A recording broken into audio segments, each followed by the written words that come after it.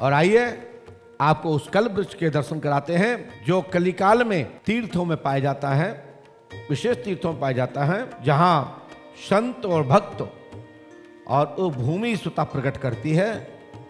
भक्त लोग उसकी पहचान करते हैं, भक्त लोग स्थापना करते हैं जो यज्ञ प्रक्षेत्र में हमको यज्ञ पुण्य के रूप में प्राप्त हुआ है, वो फल मिला है।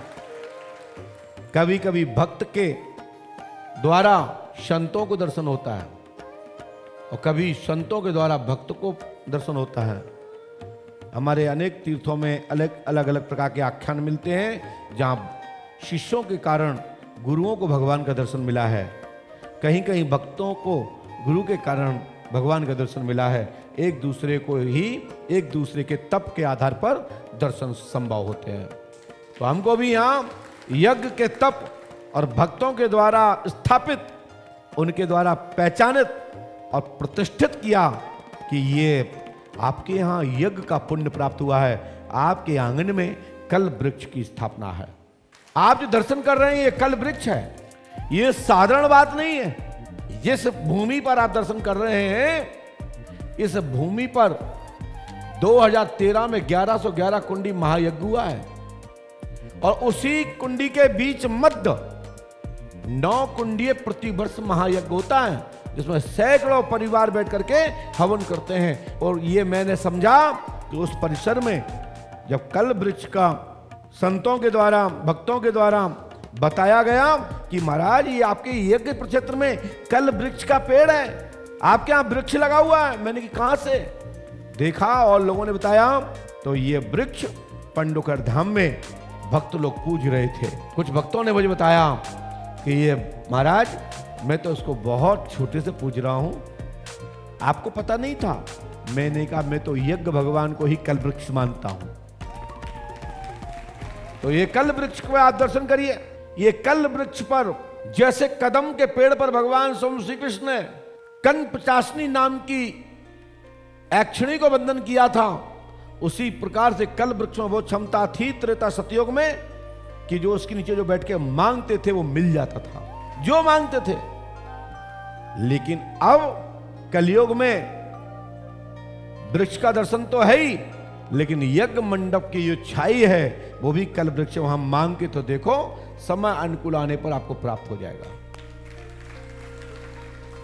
तो ये कल्प वृक्ष प्रमाणिक रूप से, वैसे कि ये कल्प वृक्ष का प्रमाण जो मिलते हैं तीर्थों में, या जब प्राचीन संतों के द्वारा जब पूजित किया जाता है तब पता लगता है। प्रयागराज में जो अकबर बादशाह का किला है उसके अंदर भी कल्प वृक्ष का ये वृक्ष वहां लगा हुआ है। कलंजर क्षेत्र में कल्प वृक्ष लगा हुआ है। हमारी खुद ससुराल में भी कल्प वृक्ष का पेड़ है, नेवादा में, लोधीपुर में। और भी जगह जगह जो विशेष तीर्थ हैं,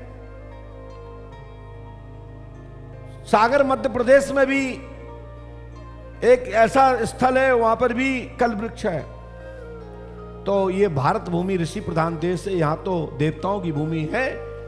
कल्प वृक्ष होना ये नहीं कि पंडुकर धाम में दुनिया में नहीं है, होंगे, हैं। आप गूगल पर सर्च करिए, मिलते हैं। और ये ना भी मिलते तो हम तो पुराणों को, शास्त्रों को मानने वाले हैं। अनेक आख्यानों में कल्प वृक्ष की चर्चा है। जो पुराणों शास्त्रों में वो धरातल पे कहीं ना कहीं होगा, इसमें कोई संदेह नहीं है। तो आप लोग जब पंच अखाड़े की तरफ जाएं तो जब तीर्थ की परिक्रमा करते हैं, यहां एक एक पौधा, एक एक वृक्ष